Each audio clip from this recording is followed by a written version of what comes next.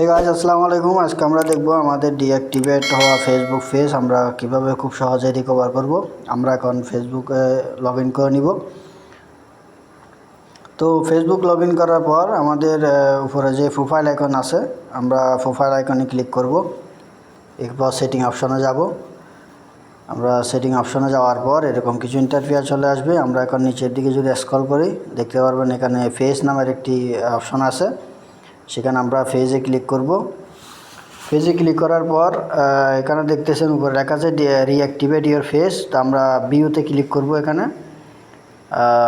আমরা ভিউতে ক্লিক করার পর এই ধরনের একটা ইন্টারফেস চলে আসবে।